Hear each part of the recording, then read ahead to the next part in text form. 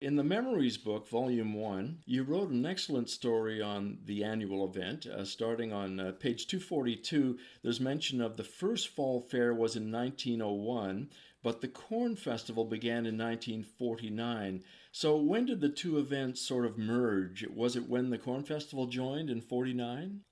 No, the Corn Festival was a separate event, Mm-hmm. and it was initiated by the Agassiz Harrison Board of Trade because that was and it was based on sweet corn actually, because that was the chief crop for the area, and they wanted to popularize the local industries. And then it changed because, of course, then forage corn became the more commonly grown corn, and so it was changed to forage corn. And then, I'm trying to remember the year, because then the association, that's the Board of Trade, then asked the Agricultural Association to take on the Corn Festival, but to keep the name in the title. So that's why it's the Fall Fair and Corn Festival, and we have two different dates. So this year we're celebrating the 117th Agassiz Fall Fair and the 73rd Corn Festival. As I do get questions of people saying, how come there's two different years in there? And I said that's because they were two separate events, and like I said, the Corn Festival people specifically asked that the name remain in the title. So it wasn't just the Agassiz Fall Fair, and we also held a corn contest, but that's actually two names in the title. 1901 for the first fall fair.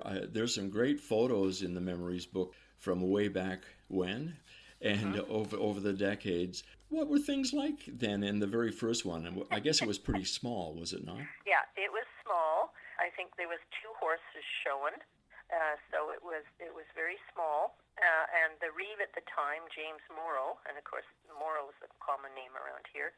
He was a strong supporter of the Agricultural Association because the association had actually started up in 1899. The Morrow horses were actually the only ones shown at the first fair, and the horse judging ring was on Pioneer Street. And then a few years later, the fair was held west of now what we call actually they changed their name again now. It was the Dominion Experimental Farm. Then it was the Agassiz Research and Development Center, and I know now it has another name, and I can't remember the proper name. And there was even a racehorse that was constructed, and buildings and barns were built at that site as well. But then in 1912, there were 7 acres of land that were purchased for the Agassiz Fall Fair, and this is now part of the present fairgrounds. But I was told because of tax and some other legal issues, they turned the land over to the District of Kent shortly after that. But there is an agreement, and I know in 1913, November 7th, 1913, there's a record of a resolution giving the association the right to enter upon and make use of the grounds free of charge. And we still haven't been charged anything for using the grounds after all these years. But we did turn over that first original 7 acres over to the district. Mm-hmm. And then they added on to it.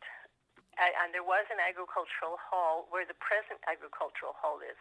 There was an older building, Mm-hmm. and then it was torn down in the early 1980s, that the old ag hall was torn down. And then the present hall was built in 2 phases. So part of it was completed in 1983, and then it was finalized in 1987. And the pavilion, what we call the pavilion now, was a horse barn, a horse and cattle barn. Mm-hmm. And then what happened, there was a plebiscite in the 1970s because there was a group of people that wanted a hockey arena built on the fairgrounds, and that was turned down. So then they came to the Ag Association and said, well, could we upgrade the barn to make it a year-round building? And so then floor hockey has been held for many, many years in the pavilion because they put a cement floor in, and permanent walls were put in, and washrooms. And so that is also owned. So the agricultural hall, the pavilion, the picnic shelter, and there's a small stage there, those are all owned by the Agricultural Association. So we're responsible for their maintenance and upkeep. But the fitness center, what I call the fitness center, the leisure services building, that was built by the district. And of course, the livestock pavilion is also used for bingo. Yes, correct. Yeah. Yep. Yes, I've never played bingo, but I usually do the payout for bingo.